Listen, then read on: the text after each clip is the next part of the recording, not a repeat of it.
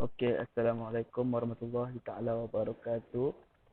My name is Muhammad Ashraf bin Anwar. My ID matrix is I190204052. I would like to present subtopic 10.1. What are the unique features of e-commerce, digital market, and digital goods? Okay, first we go to e-commerce today. E-commerce refers to the use of the internet and the web to transact business. More formally, e-commerce is about digitally enabled commercial transactions between and among organizations and individuals.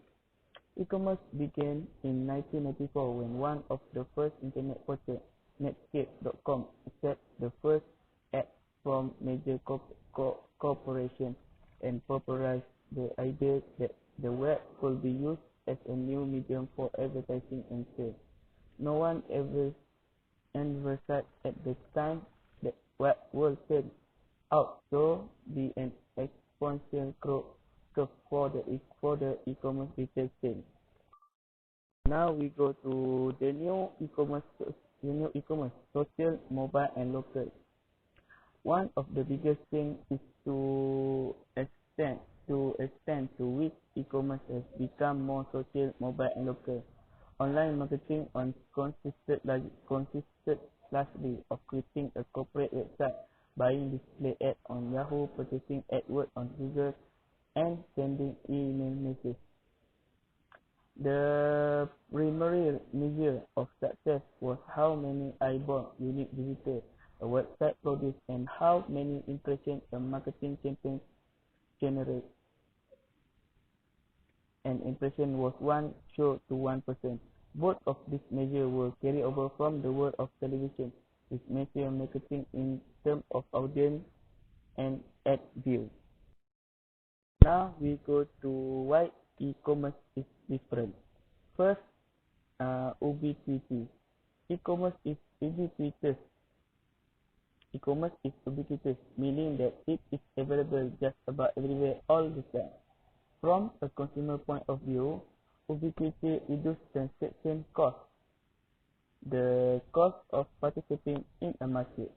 The transact business is no longer necessary if you so spend time or money traveling to a market, and much less mental effort is required to make a purchase. Its global reach. E-commerce technology permits commercial transactions through its cross-culture and traditional boundaries for more conventional and used effectively than it is true in traditional commerce. Next is universal standard. One strictly unusual feature of e-commerce technologies is that the technical standard of the internet, and therefore the technical standard for conducting e-commerce are universal standards. We go to richness. Richness refers to complexity and content of a message. Traditional market, national sales force, and small retail stores have great richness. They can provide personal face-to-face service using oral and visual cue when making a sale. The richness of traditional markets makes them powerful selling or commercial environment. Next is interactivity. Unlike any of the commercial technology of the 20th century with the possible acceptation of the telephone, e-commerce technology are interactive, meaning they allow for two-way communication between merchant and consumer and peer-to-peer communication among friends. Television, for instance, cannot ask viewers any question or enter conversation with them, and it cannot request customer information to be entered on a form. Okay, next we go to information density. The internet and the web vastly increase information density, the total amount and quality of information available to all market participants, consumers and merchants alike. E-commerce technology reduces information collection, storage, processing, and communication costs while greatly increasing the currency, accuracy, and timeless of information. Price transparency refers to the case with which consumers can find out the variety of price in a market. Cost transparency refers to the ability of consumer to discover the actual cost merchants pay for the product. Okay, next we go to personalization and or customization. E-commerce technology permits personalization. Merchants can target their marketing message to specific individual by adjusting the message to a person's click-stream, behavior, name, interest, and past purchase. The technology also permits customization, changing the delivered product or service based on a user preference or prior behavior. Given the interactive nature of e-commerce technology, much information about the consumer can be gathered in the marketplace at the moment of purchase.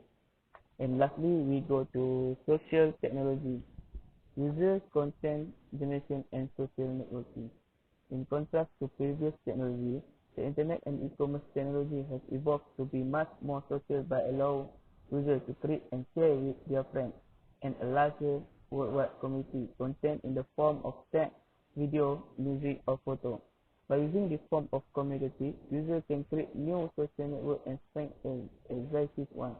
All previous mass media in modern history, including the printing press, is a broadcast model, one-to-many, in which content is created in a central location by experts. The professional writer, editor, director, and producer, and audience are concentrated in huge number to consume a standard product.